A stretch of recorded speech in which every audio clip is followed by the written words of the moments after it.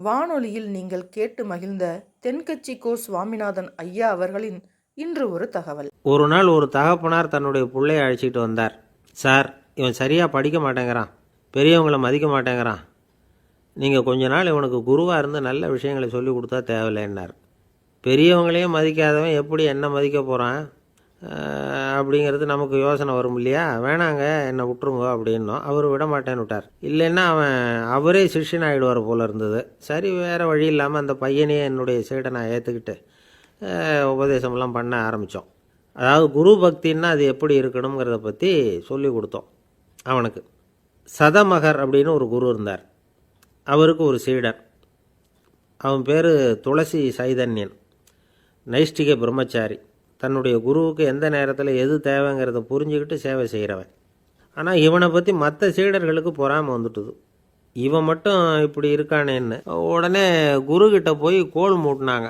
அவன் சரியில்லை, அவன் நடந்துக்கிறது சரியில்லை, அப்படி இப்படின்னு எதையாவது சொல்லி. இருந்தாலும் இதையெல்லாம் அந்த குரு நம்பலை. அவருக்கு தெரியும் யார் யார் எப்படின்னு. துளசி சைதன்யன் பெருமையை மற்ற சீடர்களுக்கு உணர்த்தணும் அப்படின்னு நினச்சார். அதுக்கு ஒரு வழி பண்ணார். ஒரு நாள் சீடர்களை எல்லாம் கூப்பிட்டுக்கிட்டு ஒரு காட்டு வழியாக போய்கிட்டு இருந்தார். அங்கே ஒரு பெரிய மலை அருவி கொட்டிக்கிட்டு இருந்தது. குரு சீடர்கள் பக்கம் திரும்பினார். இந்த மலையின் மேலே இருந்து அந்த படுபாதாளத்தில் குதிக்கிறதுக்கு உங்களில் யார் தயார் அப்படின்னு கேட்டார். ஒரு சீடனும் வாயை திறக்கலை, ஒதுங்கி நின்றுக்கிட்டாங்க. பின்னாடி மூட்டை முடிச்சோடு வந்துக்கிட்டு இருந்தான் துளசி சைதன்யன். அவனை பார்த்தார். தப்பாருப்பா, நீ மேலே இருந்து அந்த அருவியில் குதி அப்படின்னார். அப்படியே செய்கிறேன் சுவாமின்னா ஓடி போய் பொத்துன்னு குதிச்சுட்டான்.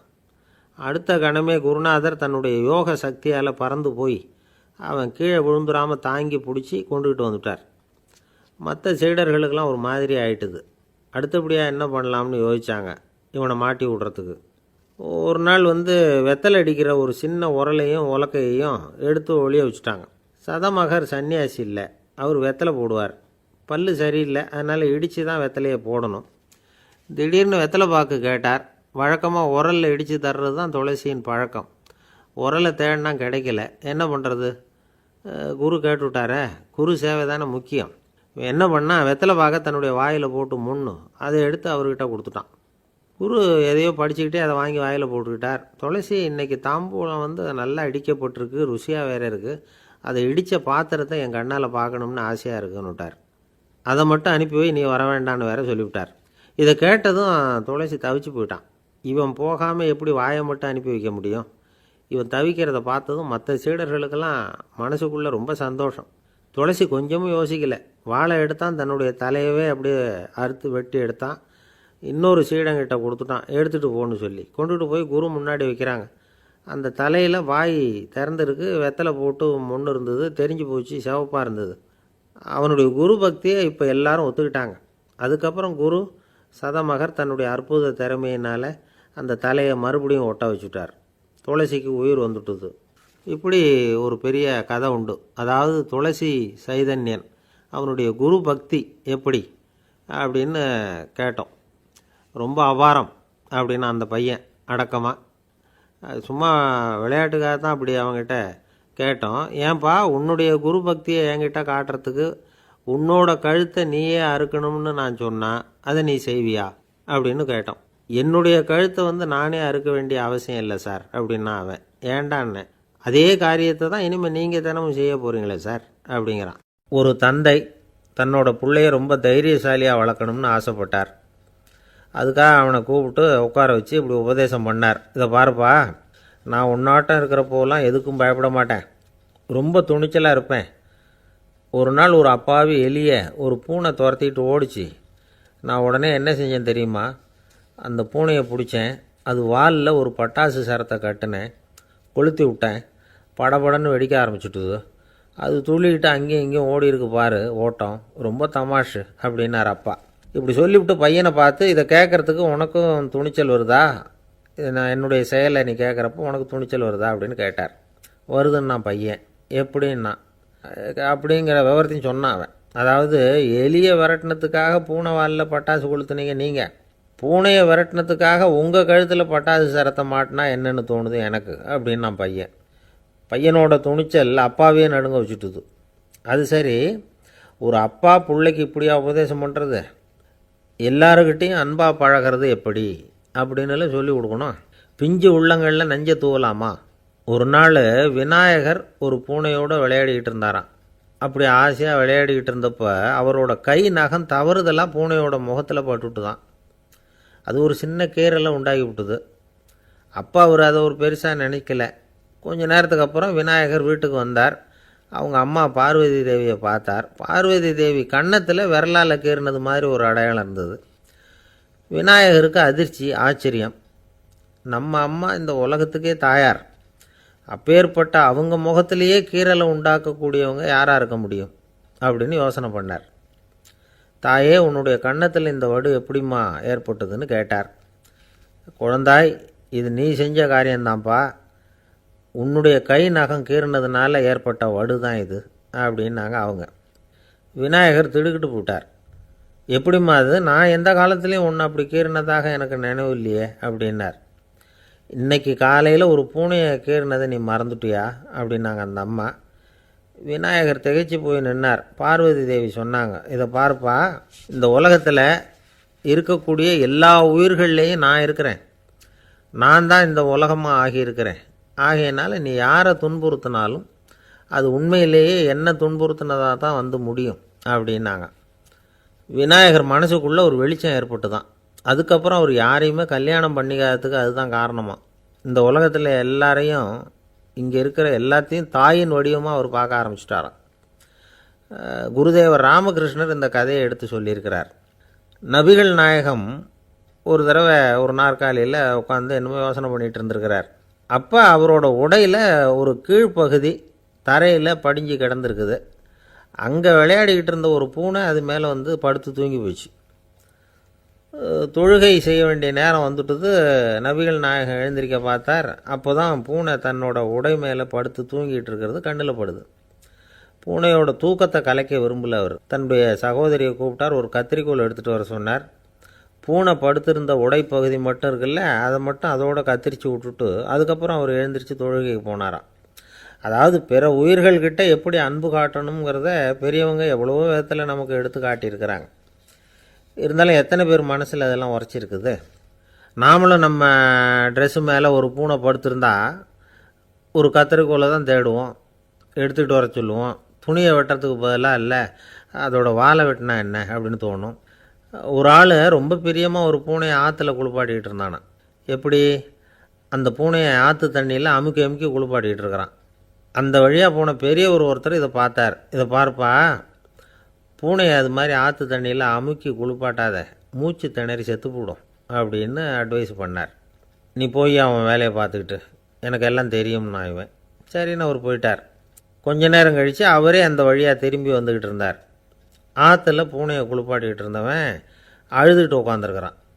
பக்கத்தில் அந்த பூனை செத்து கிடக்குது. இதை பார்த்தார் பெரியவர். நான் தான் அப்போவே சொன்னேனே அந்த பூனையை ஆற்றுல நினைக்காதேன்னு, அதை கேட்டிருந்தா இப்படி ஆயிருக்குமா அப்படின்னார்.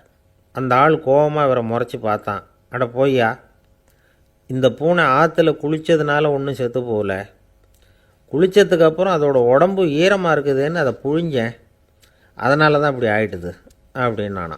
ஒரு வயசான அம்மா தெரு வழியாக போயிட்டு இருந்தாங்க. அவங்க கையில் எண்ணத்தையோ வச்சுக்கிட்டு அதை அடிக்கடி பார்த்துக்கிட்டே இருந்தாங்க. ஒருத்தன் மெதுவாக அவங்கக்கிட்ட போய் கையில் இருக்கிறது என்ன அப்படின்னு எட்டி பார்த்தான். பார்த்தா அவங்க கையில் 4 பல் இருந்துதான். இவன் ஆச்சரியமாக அந்த அம்மாவை பார்த்தான். ஏம்மா, உனக்கு என்ன பைத்தியமா? ஏது இந்த பல்? இதை என்னத்துக்காக கையில் வச்சுக்கிட்டு அலைஞ்சிக்கிட்டு இருக்கிற அப்படின்னு கேட்டிருக்கான். அதுக்கு அந்த அம்மா விவரம் சொல்ல ஆரம்பித்தாங்களாம். இதை பார்ப்பா, எனக்கு ஒரு மகன் இருந்தான். அவனை ரொம்ப செல்லமாக வளர்த்தேன். அவனை தரையிலேயே நடக்க விடுறதில்ல, எப்பவும் தூக்கி வச்சுக்கிட்டு இருப்பேன். அவன் நல்லா பெரியவனாகி பள்ளிக்கூடம் போகிறப்ப கூட அவன் புஸ்தக மூட்டையை நான் தான் சுமந்துக்கிட்டு போவேன். பார்க்குறவங்க கூட கேலி பண்ணுவாங்க, ஏம்மா படிக்க போகிறது நீயா உன் பிள்ளையான்னு கேட்பாங்க. அவன் இன்றைக்கி எவ்வளவோ பெரிய மனுஷன் ஆகிட்டான். வெளிநாட்டில் பெரிய உத்தியோகத்தில் இருக்கான். சமீபத்தில் இங்கே வந்துட்டு போனான். ஒரு நாள் ஏதோ கோபத்தில் என்னை அரைஞ்சுட்டான்.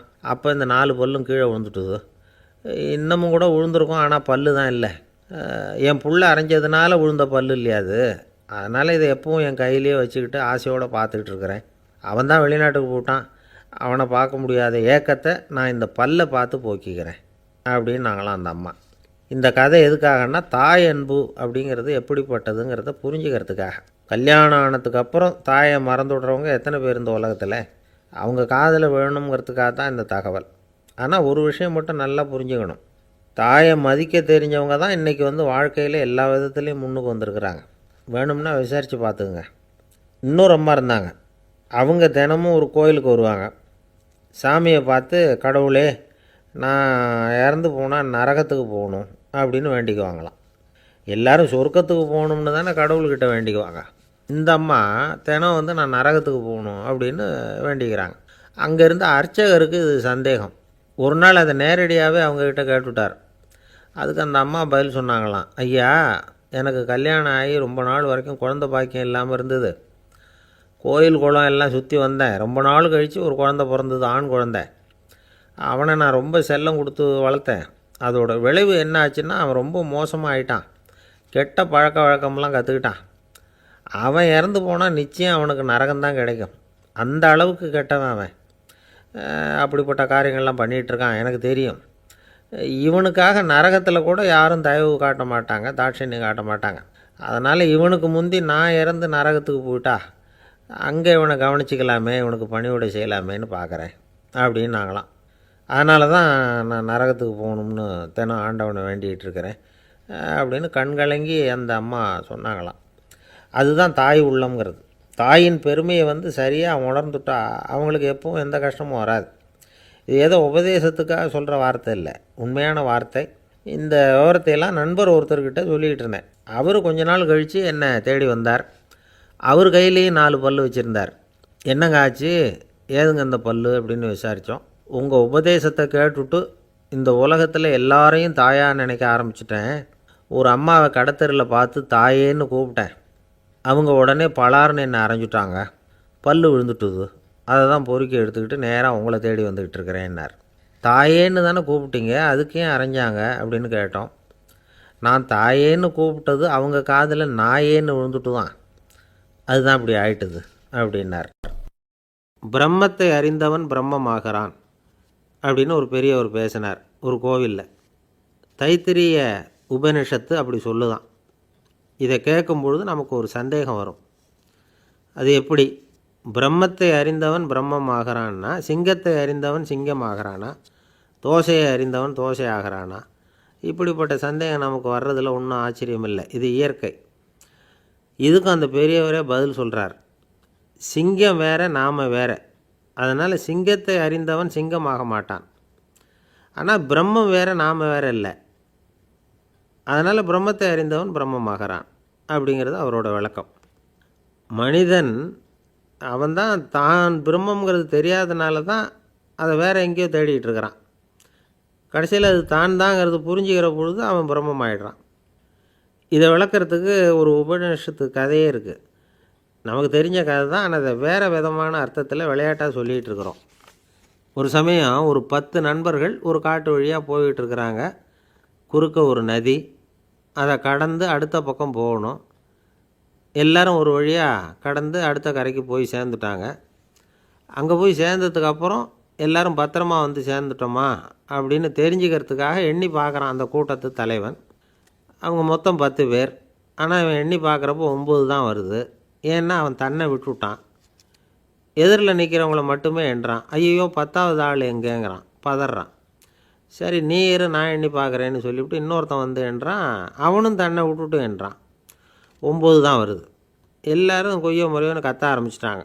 அந்த சமயத்தில் ஒரு பெரியவர் அந்த பக்கமாக வர்றார். என்ன விஷயம்னு விசாரிக்கிறார். 10வது ஆளை 6 அடிச்சுட்டு போட்டுது அப்படின்னு சொல்லி இவங்க அழறாங்க. சரி அழாதீங்க அப்படின்னு சொல்லி அந்த தலைவனை பார்த்து இப்படி வாங்குறார். வர்றான். இப்போ எனக்கு முன்னாடி ஒரு தரம் எண்ணு பார்க்கலாம்ங்கிறார். 1 2 3ன்னு ஆரம்பித்து 9ல் முடிக்கிறான். உடனே பெரியவர் நீ தான் அந்த 10வது ஆள் அப்படிங்கிறார். இது உண்மை. நாம் தான் அது. நாம் தான் நம்மளை வேறு எங்கேயோ தேடிகிட்டு இருக்கிறோம். நாம் எங்கேயோ தேடிகிட்டு இருக்கிறோமே, அந்த பிரம்மம் நாம் தான். இப்படி ஒரு பெரிய உண்மையை விளக்கிறதுக்காக தான் அப்படி ஒரு கதை சொல்லப்பட்டது. ஆனால் அதை நாம் வேறு விதமாக வேடிக்கையாக உபயோகப்படுத்திக்கிட்டு இருக்கிறோம். எப்படி தெரியுமா? ஒரு ஆத்தங்கரையில் ஒரு 10 பேர் முழிச்சுக்கிட்டே நின்றுக்கிட்டு இருந்தாங்களாம். அந்த பக்கமாக வந்த ஒருத்தன் ஏன் இப்படி முழிச்சுக்கிட்டு நிற்கிறீங்கன்னு கேட்டிருக்கிறான். எங்களுக்கு நீச்சல் தெரியாது, நாங்கள்லாம் அடுத்த கரைக்கு போய் சேரணும் அப்படின்னாங்களாம்.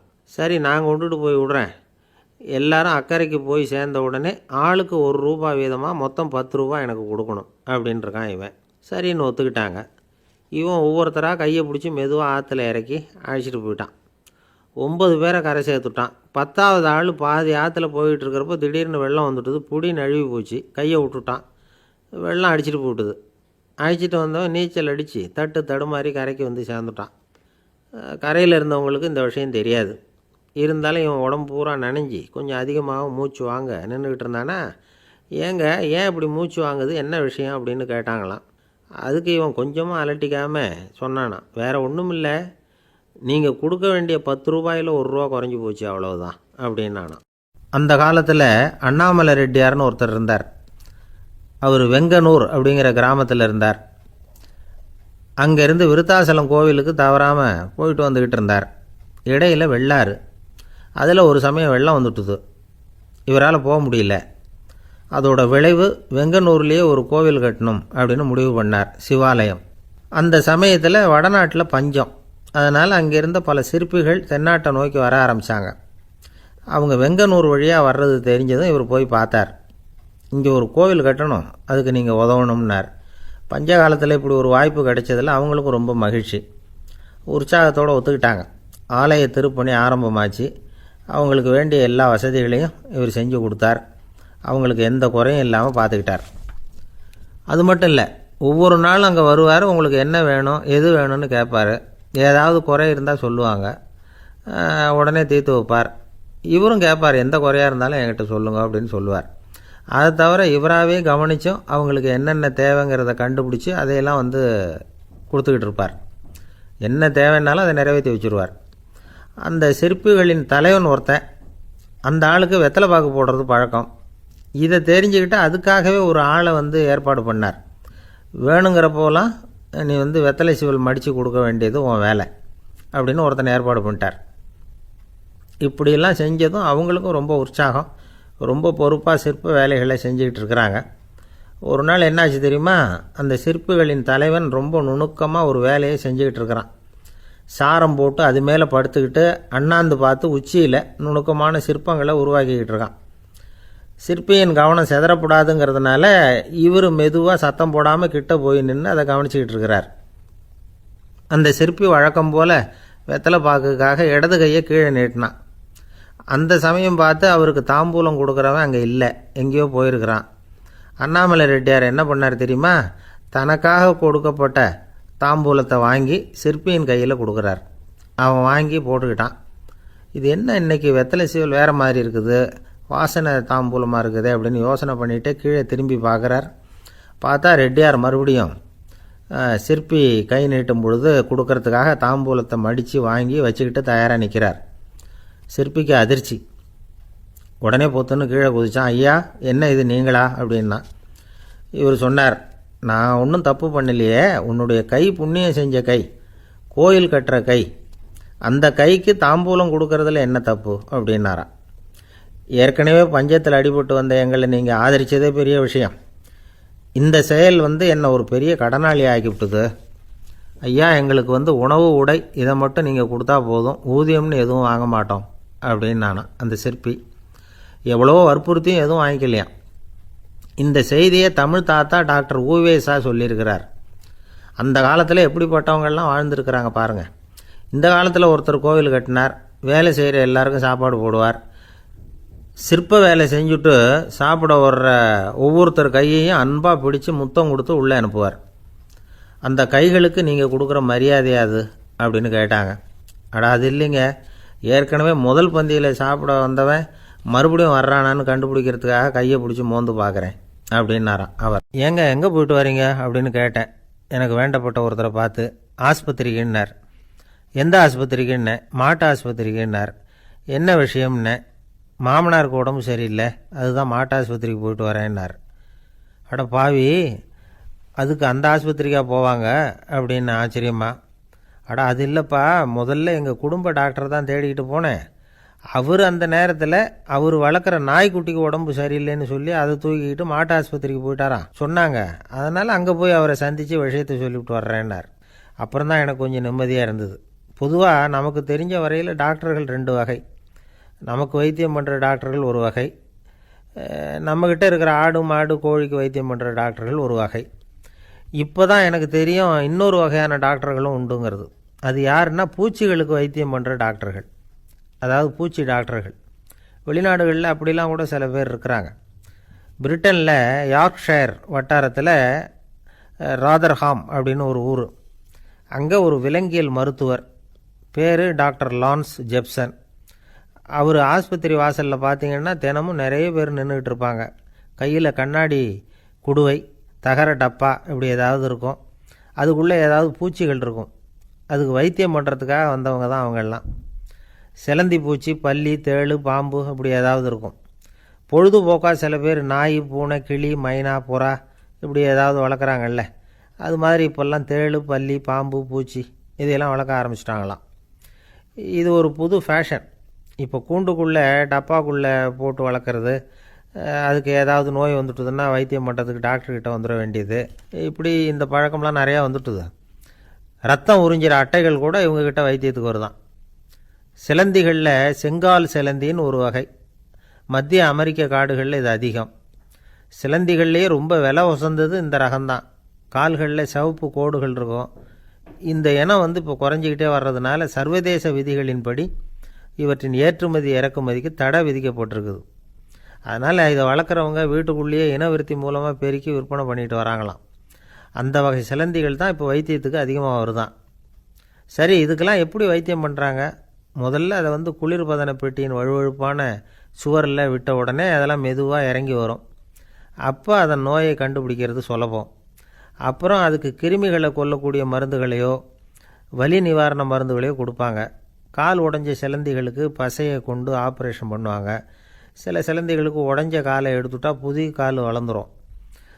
சிலந்திகளை மனிதர்கள் கையில் எடுக்கிறப்போ அது பயந்து போய் கீழே குதிக்குது. அதனால் கால் உடஞ்சி விடுது, இல்லைன்னா வயிறு சேதமடையுது. அந்த நிலைமையில் வர்ற சிலந்திகளுக்கு மயக்க மருந்து கொடுத்து ஆப்ரேஷன்லாம் கூட பண்ணுறாங்களாம். பார்த்திங்களா பூச்சிகளுக்கு வந்த வாழ்வே. நம்ம ஊர்லேயும் வீடுகளில் பூச்சிகள் வளர்க்குறது உண்டு. ஒருத்தர் வந்தார், எனக்கு 3000 கரப்பாம்பூச்சி அவசரமாக தேவைப்படுது, எங்கே கிடைக்கும்னு கேட்டார். கரப்பாம்பூச்சியா, அது என்னத்துக்குன்னு கேட்டோம். அது வேறு ஒன்றும் இல்லை, நான் குடியிருக்கிற வாடகை வீட்டை காலி பண்ண போகிறேன். வீட்டு சொந்தக்காரர் என்ன சொல்கிறாருன்னா, இந்த வீட்டுக்கு நான் குடி வந்தப்போ எப்படி இருந்ததோ அதே நிலைமையில் விட்டுட்டு போகணும்னு வீட்டுக்காரர் சொல்லியிருக்கிறார், அதனால தான் கேட்டேன் அப்படின்னார். ஒரு ஆள் ராமகிருஷ்ணரை தேடி வந்தான். அவன் கையில் 1000 பொற்காசுகள் வச்சுருந்தான். அதை அவர்கிட்ட கொடுத்து இதை ஏற்றுக்கணும் அப்படின்னு ரொம்ப பணிவாக கேட்டுக்கிட்டான்.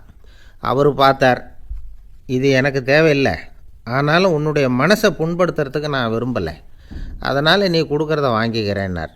வாங்கிக்கிட்டார். அப்புறம் கேட்டார், இதை பாரு, இனிமேல் இதெல்லாம் என்னுடையது தானே அப்படின்னார். ஆமாம், அதையெல்லாம் நான் உங்களுக்கே கொடுத்துட்டேன் அவன்.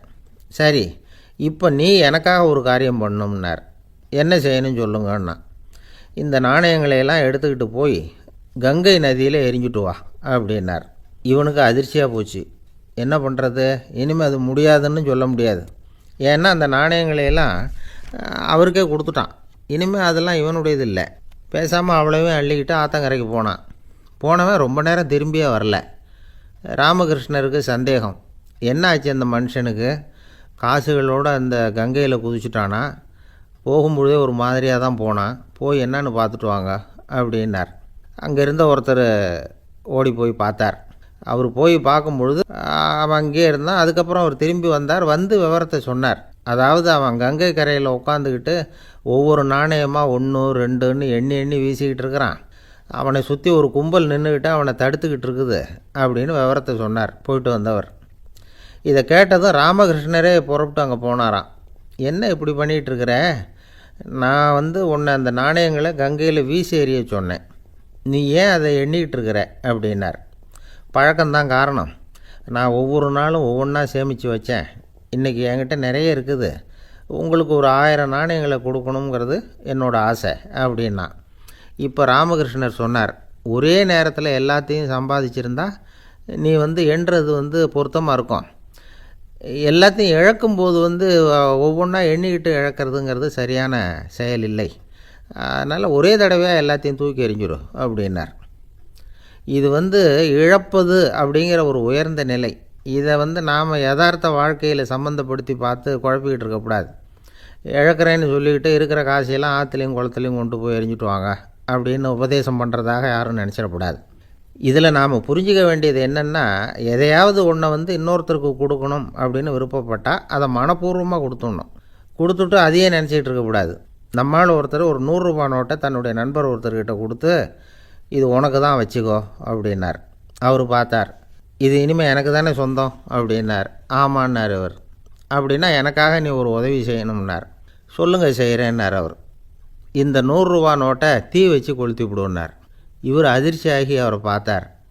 இப்போ அவர் சொன்னார், நீ எனக்கு அன்பாக கொடுத்தது இது, இந்த நோட்டு கள்ள நோட்டுங்கிறது எனக்கு முன்னாடியே தெரியும், சீக்கிரம் கொளுத்தி விடு, அதுதான் நம்ம 2 பேருக்குமே நல்லது அப்படின்னாராம் அவர். உலகத்தில் எது எதுக்கும் ஆராய்ச்சி கூடங்கள் இருக்குதுல்ல, அது மாதிரி தூக்கத்தை பற்றி ஆராய்ச்சி பண்ணுறதுக்கு ஒரு ஆராய்ச்சி கூடம் இருக்குது.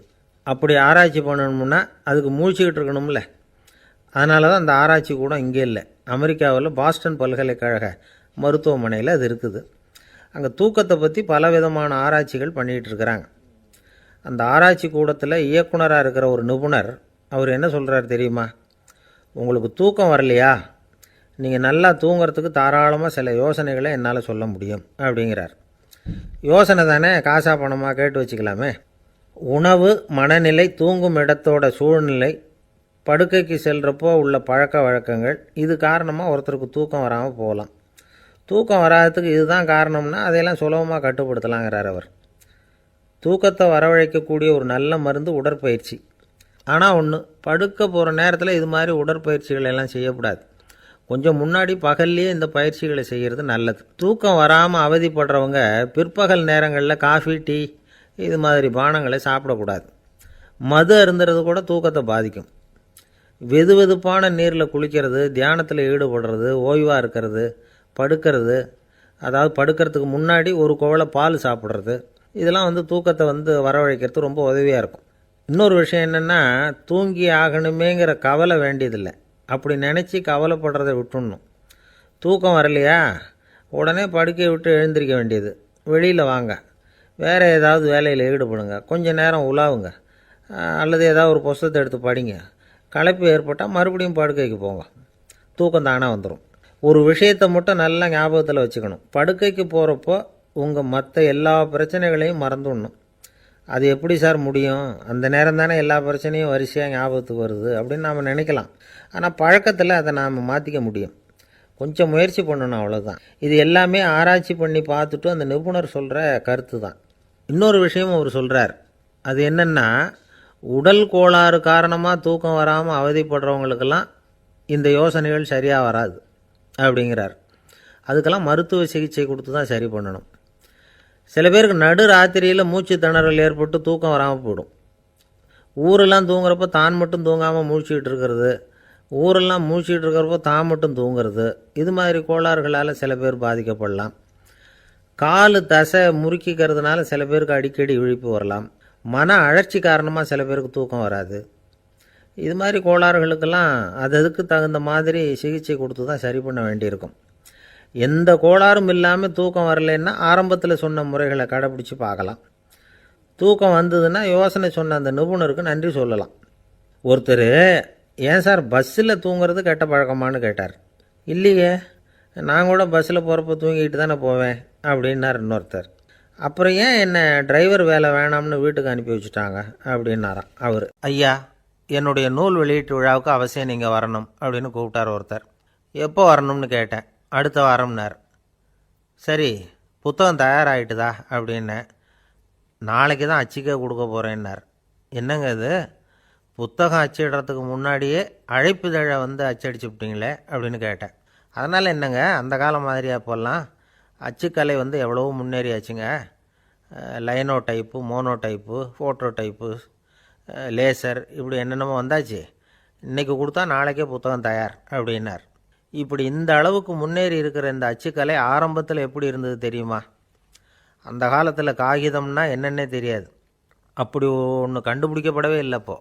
அப்போல்லாம் எதையாவது ஒன்று எழுதணும்னா அதுக்கு ஆட்டு தோலை தான் பயன்படுத்தி இருக்கிறாங்க. கன்றுக்குட்டி தோல் கூட அதுக்கு உபயோகப்பட்டு தான். ஐரோப்பாவில் இருந்த பாதிரியார்கள் தோலில் எழுதப்பட்ட புத்தகத்தை தயாரிக்கிறதுல ரொம்ப கெட்டிக்காரங்களாம். எகிப்து, அப்புறம் மத்திய தரைக்கடல் ஓரத்தில் உள்ள நாடுகள், இங்கே எல்லாம் தோல் தான் எழுதுபொருளாக பயன்பட்டு வந்திருக்குது. ஆனால் நம்ம நாட்டில் ஓலைச்சுவடிகளை எழுத்துக்கு பயன்படுத்தியிருக்கிறாங்க. எழுதுறதுக்கு தோலை பயன்படுத்தினவங்க பிறகு பேப்பரைஸ் அப்படிங்கிற கோரை புல்லை அதுக்கு பயன்படுத்தினாங்களாம். இதெல்லாம் இப்படி கொஞ்சம் கொஞ்சமாக கண்டுபிடிச்சிட்டு வந்திருக்கிறாங்க. அந்த புல்லை கச்சிதமாக நறுக்க வேண்டியது, நல்லா பதப்படுத்த வேண்டியது, அதுக்கப்புறம் அதில் எழுத வேண்டியது, அவ்வளவுதான். பேப்பருங்கிற சொல்லே இந்த பேப்பைரஸ் அப்படிங்கிறதுலேருந்து வந்தது தான். அதுக்கப்புறம் தான் காகிதம் வந்தது. இதை முதல்ல சீன நாட்டில் தான் கண்டுபிடிச்சாங்க. அது வந்த பிறகு அச்சு எந்திரம் கண்டுபிடிக்க வேண்டிய அவசியம் ஏற்பட்டது. அதை கண்டுபிடிச்சவர் ஜெர்மானிய அறிவியல் அறிஞர் ஜான் கூட்டன்பர்க். அச்சு கலைக்கு அடித்தளம் அமைச்சவர் அவர் தான். ஜெர்மனியில் மெயின்ஸ் அப்படிங்கிற ஊரில் 1399 பிறந்தார். அவரோட மாமன் ஒருத்தர் உலோக வேலையில் வல்லவர். அவர்கிட்ட அந்த வேலையை கற்றுக்கிட்டார். அதோட வைர கற்களை பட்டை தீட்டுறதுலேயும் ரொம்ப தேர்ச்சி பெற்றிருந்தார். இளம் வயசுலேயே சும்மா இருக்க மாட்டாராம். எதை செஞ்சாலும் அதை திறமையாக செய்வாராம். அவர் தான் முதல்ல மர அச்சு எழுத்துக்களை உருவாக்கினார். அது மேலே மை தடவி பிரதிகள் எடுத்தார். அதுக்கப்புறம் உலோக எழுத்துக்கள், முதல்ல காரியம், அப்புறம் இரும்பு, அப்புறம் கலப்பு உலோகம், பிறகு அச்சடிக்கிறதுக்கு எந்திரம் ஒன்றையும் உருவாக்கினார். முதல்ல பைபிள் அச்சடித்தார். 1468 அவர் இறந்து போனார். 16ஆம் நூற்றாண்டில் மேலை நாடுகளிலிருந்து மர எழுத்துக்களை கொண்டுக்கிட்டு தமிழ்நாட்டில் கிறிஸ்தவ நூல்களை அச்சிட்டாங்க. அப்போல்லாம் அச்சகங்கள் போதிய அளவுக்கு இங்கே இல்லை. அதுக்கு என்ன காரணம்னா, இந்தியர்கள் அச்சகங்களை நடத்தக்கூடாது அப்படின்னு சட்டம். 1835 வரைக்கும் அந்த சட்டம் நடைமுறையில் இருந்தது. இந்த நிலைமையில் அங்கேயும் இங்கேயுமா 1-2 அச்சகங்கள் ஆரம்பமாச்சு. 1713 தரங்கம்பாடியில் லூத்தரன் மிஷன் அச்சகம், அதே ஆண்டில் சென்னையில் எஸ்பிசிகே அச்சகம். இது ரெண்டும் தான் இந்தியாவில் முதல்ல தொடங்கப்பட்ட அச்சகங்கள். ஆட்டுத்தோல்லையும் ஓலைச்சுவடியிலையும் எழுதப்பட்ட எழுத்துக்கள் இன்றைக்கி எங்கேயோ போயிடுது. ஆனால் நம்ம ஊரில் எழுத்தாளர்கள் நிலைமை தான் ஒன்றும் சொல்லிக்கிறது மாதிரி இல்லை. நம்ம ஆள் ஒருத்தர் சொன்னார், சார், நான் சொந்தத்தில் ஒரு அச்சாபீஸ் வச்சுருந்தேன், இப்போவும் வச்சுருக்கிறேன். அதனால் என்னுடைய படைப்புகளை புத்தகமாக வெளியிடுறதில் எனக்கு ஒன்றும் கஷ்டம் இல்லை. வருஷத்துக்கு ஒரு புத்தகம் எழுதி வெளியிட்டுருவேன். 15 வருஷமாக இலக்கிய உலகத்துக்கு இப்படி சேவை செஞ்சுக்கிட்டு வர்றேன். ஆனால் இந்த வருஷம்தான் வாசகர்கள் எனக்கு பாராட்டு விழா நடத்தியிருக்கிறாங்க அப்படின்னார். இந்த வருஷம் அப்படி என்ன விசேஷம் அப்படின்னு கேட்டோம். இந்த வருஷம்தான் நான் எந்த புத்தகம் எழுதி வெளியிடாமல் இருந்தேன், அதுக்காகத்தான் எனக்கு இந்த பாராட்டு விழா அப்படின்னார். ஒரு நண்பர் இருக்கார். எப்போ பார்த்தாலும் கையில் ஒரு புத்தகம் இருக்கும். புத்தகம் இல்லாமல் எங்கேயும் புறப்பட மாட்டார். எதுக்காக இப்படி எடுத்துகிட்டு போகிறீங்க அப்படின்னு கேட்டால், எனக்கு இது ஒரு நல்ல நண்பன் மாதிரி. இந்த காலத்தில் எங்கே போனாலும் காத்திருக்க வேண்டியிருக்கு. அது மாதிரி சமயத்தில் நான் நண்பன் கூட பேசிக்கிட்டு இருப்பேன் அப்படிம்பாரான். ஒருத்தர் ஒரு பெரிய அரச பதவியில் இருந்தார். அவர் பதவியிலேருந்து இறங்க வேண்டிய சூழ்நிலை. அரசு கொடுத்துருந்த வீட்டை விட்டுட்டு வெளியில் வர்றார். வரும்பொழுது 2 கையிலையும் 2 பெட்டியை எடுத்துகிட்டு வந்தாராம். சார், உங்களுடைய உடைமைகள் அப்படின்னு கேட்குறாங்க அங்கே இருந்த ஊழியர்கள். இவர் தன்னுடைய கையில் இருக்கிற பெட்டியை காட்டி, இதுதான் என்னுடைய சொத்து அப்படின்னாராம். ஒரு பெட்டியில் அவருடைய உடைகள், இன்னொரு பெட்டியில் அவர் விரும்பி படிக்கிற புத்தகங்கள், அவ்வளோதான். இதுதான் இருந்துதான். புத்தகம் படிக்கிறது மனசுக்கு நல்லதுங்கிறது நமக்கு தெரியும். புத்தக வாசிப்பு உடம்புக்கும் நல்லதுங்கிறாங்க. அது நமக்கு ஆச்சரியமாக தான் இருக்குது. ஒரு நபர் ஒரு வருஷத்தில் சராசரியாக 2000 பக்கங்களை படிச்சிருக்கணுமா, யுனெஸ்கோ பரிந்துரை. ஆனால் நம்ம நாட்டில் நாம் சராசரியாக படிக்கிறது 32 பக்கங்கள், அவ்வளவுதான். இவ்வளவுக்கு நம்ம நாட்டில் 6000க்கும் மேற்பட்ட நாளேடுகள், 2000க்கும் மேற்பட்ட இதழ்கள், மலர்கள், இவ்வளவு இருந்தும் சரியாக வரல. இந்த உலகத்தில் முதல் நூலகம் எங்கே எப்போ ஆரம்பமாச்சு தெரியுமா? கிமு 2500ஆம் ஆண்டில் அது ஆரம்பமாயிருக்குது. பாபிலோனியாவில் அமில் அணு அப்படிங்கிற அரசன் தான் நூலகத்தை உருவாக்கியிருக்கிறான். அப்போல்லாம் தாள் கிடையாது, களிமண் தான். களிமண் பலகைகளில் எழுதி அது தொகுத்து அப்படியே நூலாக்கி அதை நூலகத்தில் வச்சுருப்பாங்களாம். அரசருடைய நூலகத்தில் 1000க்கும் மேற்பட்ட நூல்கள் இருந்ததாக வரலாற்று குறிப்பு இருக்குது. அது மட்டும் இல்லை, அந்த நூலகத்தில் பொருள் வாரியாக, அதாவது சப்ஜெக்ட் வாரியாக புத்தகங்களை வகைப்படுத்தி வச்சுருந்தாங்களாம். அதில் மிச்சம் இருந்த ஒரு 25 களிமண் பலகை புத்தகங்கள் இன்றைக்கும் பிரிட்டிஷ் அருங்காட்சியகத்தில் இருக்குதான். அச்சு தாள் இதெல்லாம் ஏற்பட்டதுக்கப்புறம் அமைக்கப்பட்டது தான் ஃப்ரான்ஸில் இருக்கக்கூடிய பாரிஸ் நூலகம். 1480 ஃப்ரெஞ்சு மன்னர் 11ஆம் லூயி இந்த நூலகத்தை அமைச்சாராம். ஆனால் அப்போல்லாம் அரசர்கள் மட்டும்தான் நூலகத்தை பயன்படுத்த முடியுமா. அதுக்கப்புறம் 17ஆம் நூற்றாண்டில் இந்த முறை மாறி பொதுமக்கள் அங்கே போகலாம் படிக்கலாம் அப்படிங்கிற நிலைமை வந்து தான் போட்லியன் நூலகம் அப்படின்னு அதுக்கு பேர் பாரிஸ் நகரத்தில் இருக்குது. அங்கே தான் நூல்களின் பட்டியல் தயாரிப்பு பணி ஆரம்பமாச்சு. கல்வி வளர்ச்சியையும் நூலகத்தையும் இணைச்சவர் வந்து நெப்போலியன் போனபார்ட். முன்பணம் செலுத்தி புத்தகத்தை படிக்கிற முறையையும் அவர் தான் கொண்டுகிட்டு வந்தாராம். மக்கள்கிட்ட வசூலிக்கிற வரியின் ஒரு பகுதியை நூலகத்துக்கு பயன்படுத்தினவரும் அவர் தானா. நெப்போலியன் நூலகத்தில் உலகத்தில் உள்ள எல்லா மொழி நூல்களும் இருக்குதான். அங்கே ஒரு தமிழ் நூலும் இருந்திருக்குது. அது என்னென்னா கம்பராமாயணம். சோவியத் யூனியனுக்கு படையெடுத்து போனப்போ அங்கேருந்து லட்சக்கணக்கான புத்தகங்களை இந்த பனிச்சறுக்கு வாகனங்கள் இருக்குல்ல அதில் கொண்டுகிட்டு வந்ததாக வரலாறு. அடுத்தபடியாக குறிப்பிட்டு சொல்லத்தக்க நூலகம் எதுன்னா பிரிட்டிஷ் நூலகம். மிக பழைய கையெட்டு பிரதியெல்லாம் கூட அங்கே இருக்குது. 1753 ஆரம்பமாச்சு. அதில் உள்ள நூல்களை வந்து வரிசையாக அடுக்கினா 180 கிலோமீட்டர் நீளத்துக்கு வருமா. மிகப்பெரிய நூலகம் அமெரிக்க தலைநகர் வாஷிங்டனில் இருக்குதான். இந்தியாவை பொறுத்த வரைக்கும் பெரிய பழைய நூலகம் எதுன்னா கல்கத்தா நூலகம். எல்லா இந்திய மொழி நூல்களும் இங்கே உண்டு.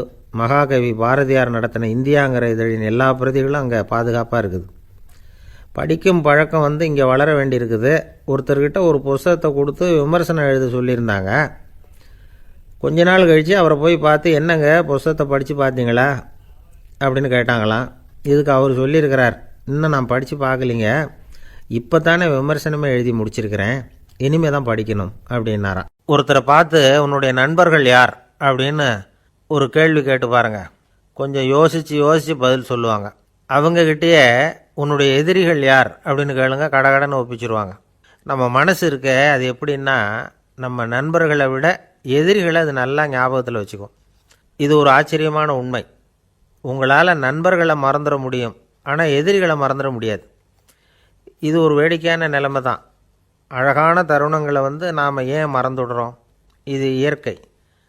ஏன்னா நம்ம மனசு மலர்களை கவனிக்கிறதில்ல, அதில் இருக்கிற முள்ளை தான் கவனிக்குது. தன்னை காயப்படுத்துகிற எதையும் அது உடனே கண்டுகொள்ளுது.